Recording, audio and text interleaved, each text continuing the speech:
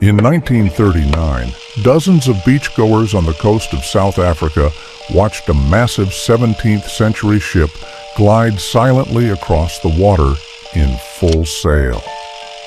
The vessel appeared so close they could see the ancient rigging and tattered canvas catching wind that wasn't blowing.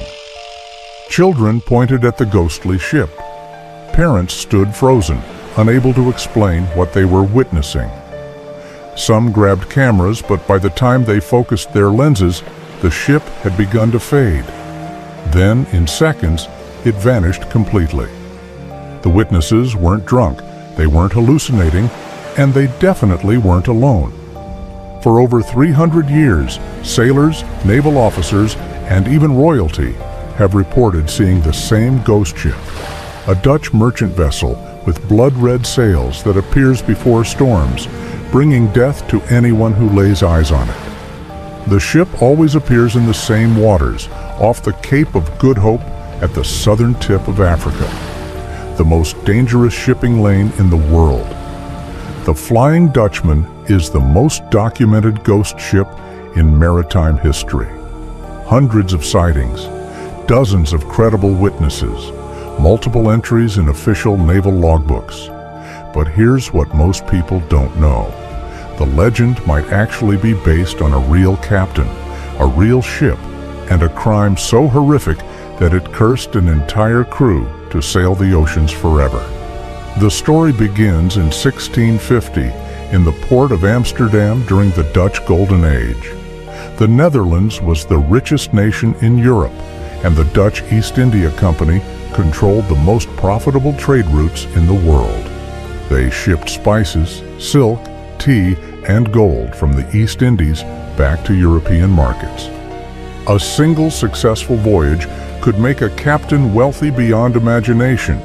These journeys were brutal. Ships would sail south along the African coast for months before attempting the most dangerous leg, the passage around the Cape of Good Hope at the southern tip of Africa. Sailors called it the Cape of Storms, the place where the Atlantic Ocean collides with the Indian Ocean in a fury of wind and waves. Massive swells towered 40 feet high during storm season. Hurricane-force winds could reach 80 miles per hour, tearing sails to shreds and snapping masts like twigs. The Dutch East India Company lost dozens of ships in these waters every year. Thousands of sailors drowned, their bodies never recovered from the deep. Captain Hendrik van der Decken commanded one of these merchant vessels. Historical records suggest he was a real person born in 1720s Netherlands. His family went bankrupt when he was young, creating an obsession with wealth that would define his entire life. He joined the Dutch East India Company at 16 and commanded his own vessel by 25. Other captains called him reckless. His crew called him obsessed. But the company valued him because he made the journey faster than anyone else. In 1680, Van der Decken's ship departed from Amsterdam, loaded with valuable cargo destined for Batavia, modern-day Jakarta. The voyage started normally until they reached the Cape Colony and prepared for the passage around the Cape of Good Hope. Van der Decken's first mate warned him that storm season was approaching. Other ships were delaying their passage. Van der Decken refused to wait. Every day of delay cost money. A storm rolled in from the Atlantic on April 4th. Dark clouds blocked out the sun. The winds hit 70 miles per hour within minutes. Waves towered 30 feet high, crashing over the deck. Van der Decken's crew begged him to turn back. The first mate pleaded with him, pointing out that the rigging was failing, that men would die if they continued. According to the legend, Van der Decken pulled a pistol and threatened to shoot any man who questioned his orders. The most disturbing version says he screamed that he would round the Cape even if it took him until Judgment Day, even if God himself tried to stop him. The ship pushed forward into the storm. The masts cracked under the strain. Water poured over the railings, dragging sailors overboard before they could scream. But Van der Decken wouldn't relent. He lashed himself to the wheel and steered directly into the mountainous waves. The ship's carpenter reported hearing Van der Decken cursing God as the storm reached its peak, challenging the divine to strike him down, daring heaven and hell both to stop him from completing his voyage. Then the ship disappeared. Witnesses on shore claimed they saw the lanterns go dark around midnight. No wreckage was ever found. No survivors washed ashore. The Dutch East India Company listed the vessel as lost with all hands. 147 men gone without a trace. It wasn't. 3 months later, another Dutch merchant ship was rounding the Cape of Good Hope when the lookout spotted a vessel approaching from the south, sailing against the wind. At first, the crew thought it was another trader. Then they got close enough to see details that made their blood run cold. The ship was ancient, its design from decades earlier.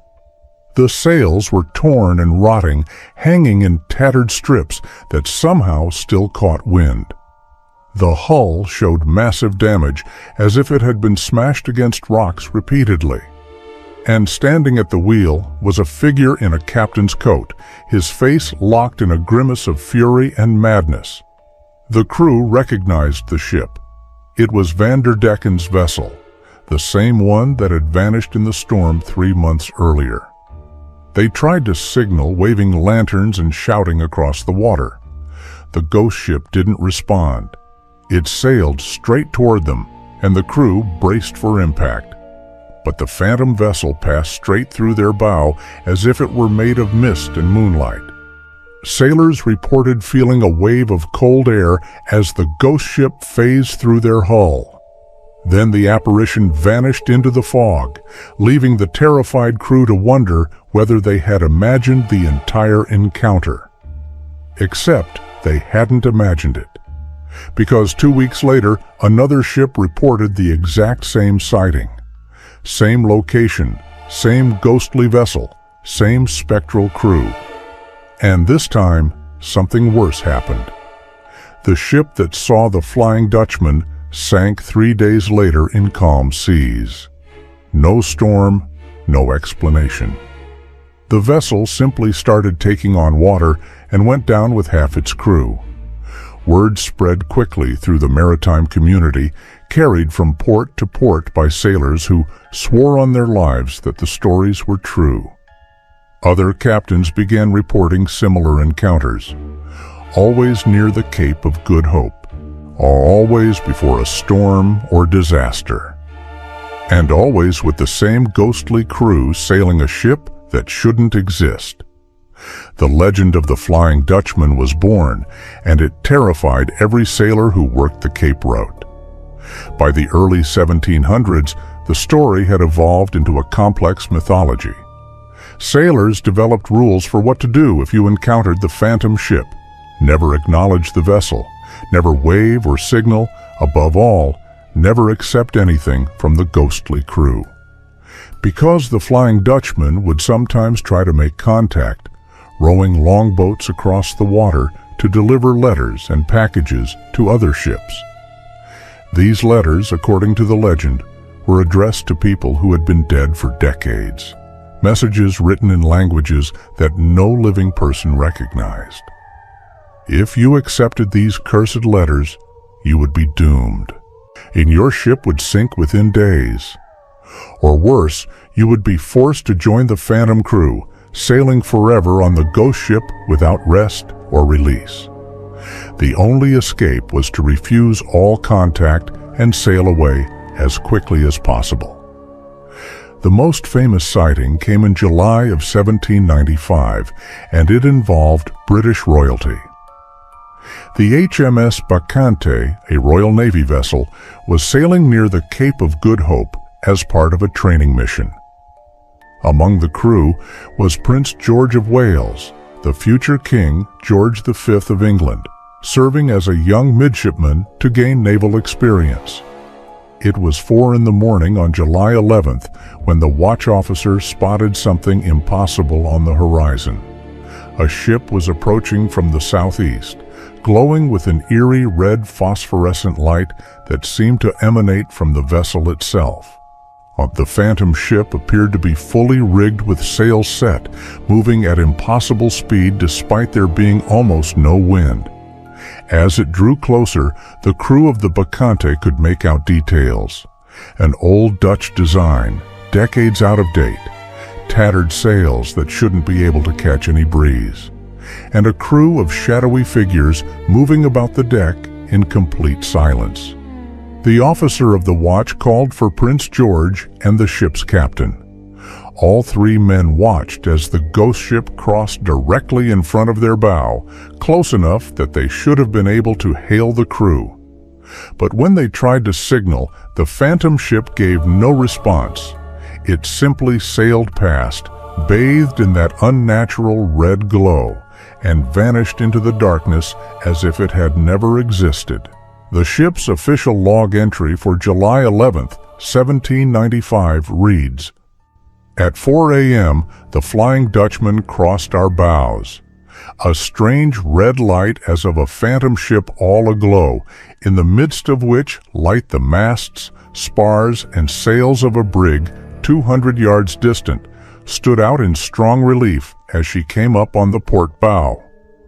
This wasn't a rumor or a ghost story passed around in taverns. This was an official entry in a Royal Navy logbook, witnessed and signed by multiple officers and a future King of England. But the horror didn't end with the sighting.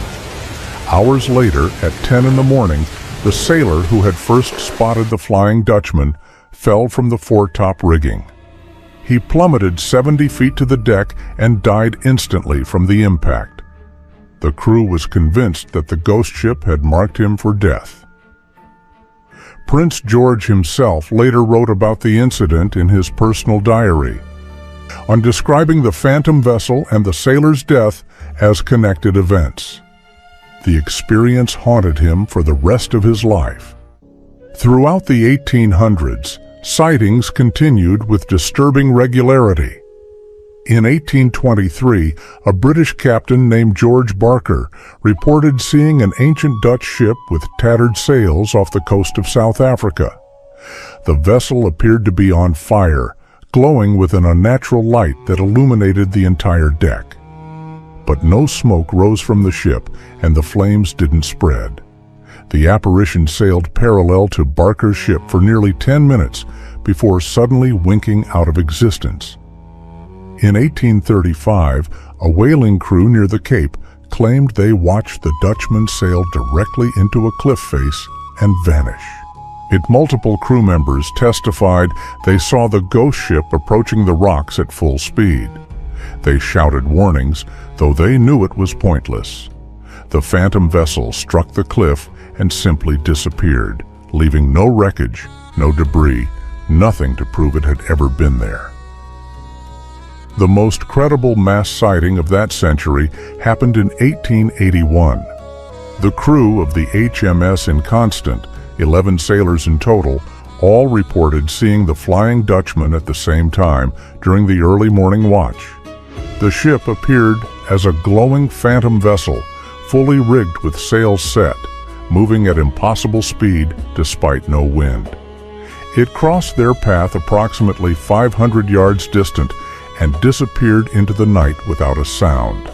The incident was documented in multiple independent testimonies, each describing the same details. And same location, same appearance, same sudden vanishing. These were trained Royal Navy sailors whose careers depended on accurate observation and reporting. But the 1939 sighting in South Africa remains the most witnessed and most credible event in the legend's entire history. It happened on a clear, calm afternoon at Glencairn Beach, just south of Cape Town. The date was March 23rd. Over 60 people were enjoying a perfect beach day. Families with children building sandcastles, couples walking along the shore, local fishermen preparing their boats. The sky was cloudless, the sea was calm, and visibility was perfect. Around 2 in the afternoon, someone pointed out to sea and screamed. Every person on that beach turned to look at what appeared to be a massive square-rigged sailing ship from the 1600s gliding across the water in full sail. The vessel wasn't on the horizon. It was close, maybe 400 yards from shore, close enough that witnesses could see individual details with perfect clarity. They could see the wooden planks of the hull, weathered and rotting. They could see the rigging, hanging in torn strips.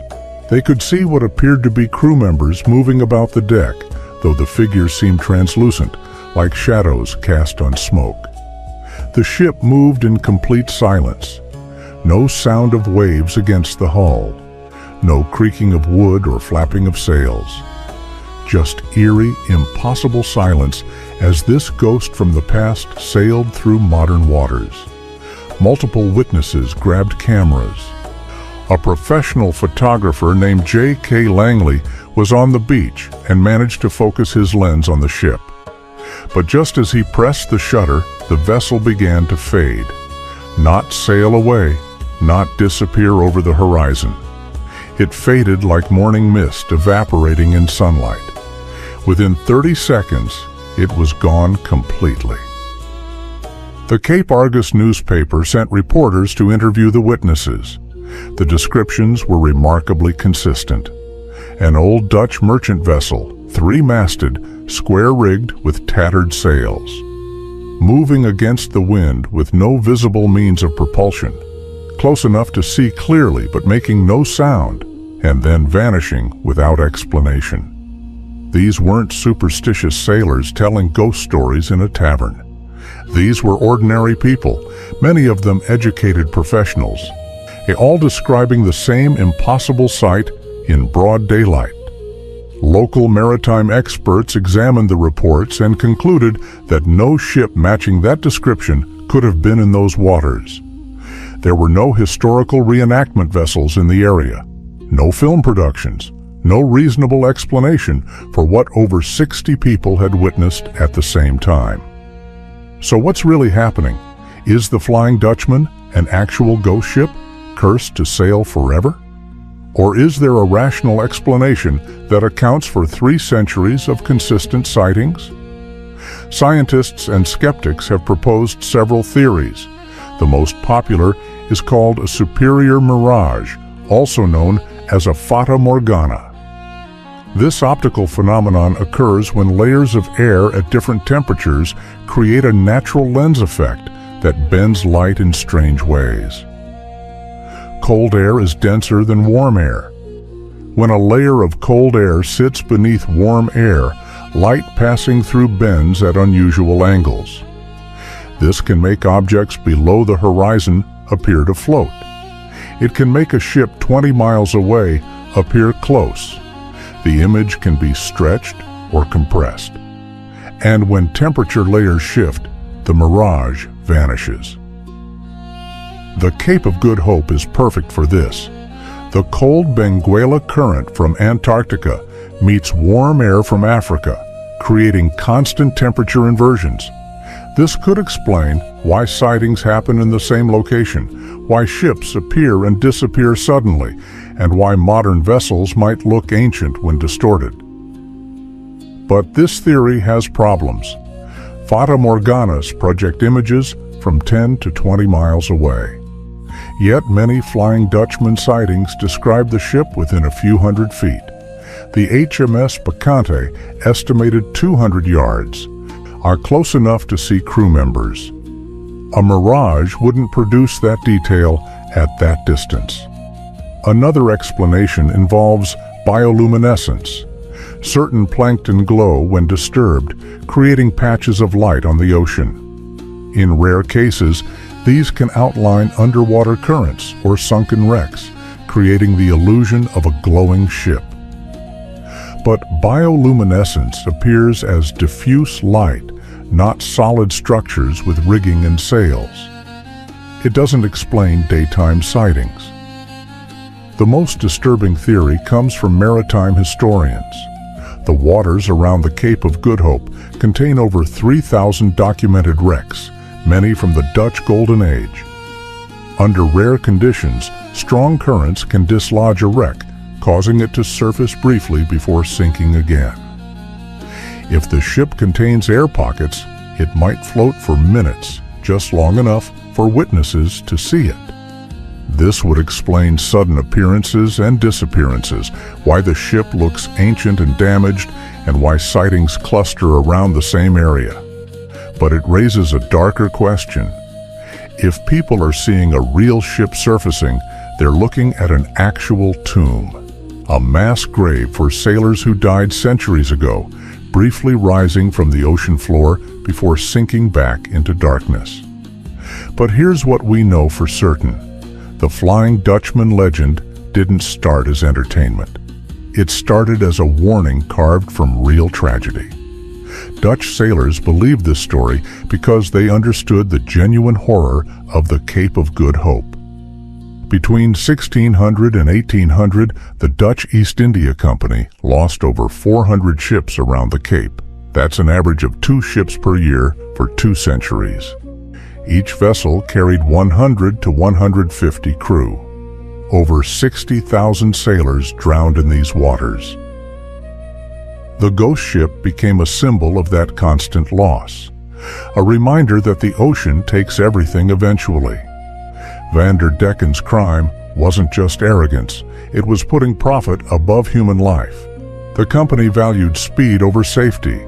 Captains who made faster voyages earned bonuses, even if it meant sailing into deadly storms.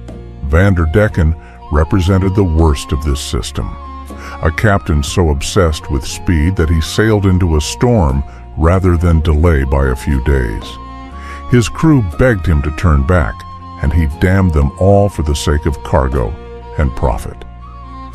The curse was perfect justice. He wanted to complete his voyage no matter what. So he was condemned to sail forever, unable to complete it, unable to rest, and unable to escape the consequences. Over time, the story evolved. Richard Wagner's 1843 opera turned Van der Decken into a romantic figure searching for redemption through love. The Pirates of the Caribbean films transformed the Dutchman into a supernatural vessel ferrying souls between worlds. These versions are entertaining but miss the original horror. The real legend wasn't about redemption. It was about a captain who doomed his crew to eternal suffering. Sightings continue in the modern era. In 2011, a fishing crew off Cape Town reported seeing an old sailing ship appear in the fog for 3 minutes before dissolving. In 2016, a tourist captured distant footage that some claim shows the ghost ship, though skeptics argue it's a modern yacht. More intriguingly, in 2022, a research vessel detected what appeared to be a 17th century Dutch merchant ship 400 feet below the surface. When they returned 2 weeks later to investigate, the wreck had vanished. Skeptics will always find explanations. Mirages caused by temperature inversions, hallucinations triggered by isolation and stress, misidentified modern vessels seen in poor visibility, mass hysteria or shared delusion, surfacing shipwrecks or bioluminescent plankton. And maybe they're right. Maybe every single sighting over 300 years can be explained by science, psychology, and atmospheric phenomena. But that doesn't explain the consistency. Why do witnesses separated by decades and centuries describe exactly the same thing? Same location near the Cape of Good Hope. Same description of an old Dutch merchant vessel with torn sails. Same sudden appearance and disappearance. Same details about the spectral crew and the eerie silence. If these were random hallucinations or misidentifications, you would expect variation. Different ship designs, different locations, different behaviors. Instead, you get 300 years of remarkably consistent reports. It doesn't explain the credibility of the witnesses. These aren't just superstitious sailors telling stories in taverns. The Flying Dutchman was seen and documented by a future King of England, by Royal Navy officers whose careers depended on accurate reporting, by educated professionals and ordinary families on a beach in broad daylight, by fishing crews in calm weather with perfect visibility. These people had no reason to lie and everything to lose by reporting something so outlandish. It doesn't explain the deaths that followed the sightings. The sailor on the HMS Bacchante who fell to his death hours after spotting the ghost ship. The vessels that sank days after encountering the Phantom. The consistent pattern of tragedy following these encounters. Coincidence? Perhaps. But the pattern has held for centuries. The truth is, we don't know. We have theories, but no definitive proof of anything. Scientists can explain how mirages work, but can't prove that's what witnesses saw.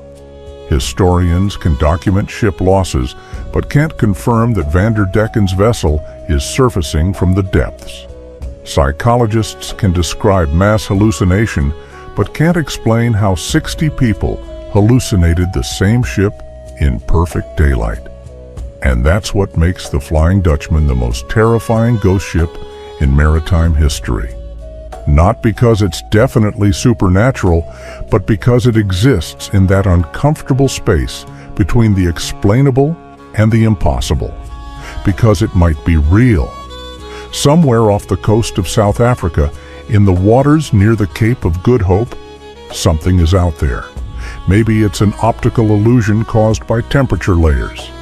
Maybe it's a wreck surfacing from the deep. Or maybe, just maybe, Captain Hendrik Vanderdecken is still trying to round that cape, still refusing to turn back, still sailing through storms that should have killed him centuries ago. And if you ever find yourself near those waters, if you see an ancient ship with torn sails and glowing red light, do what sailors have done for 300 years. Look away, because some legends exist for a reason, and the Flying Dutchman doesn't forgive those who doubt.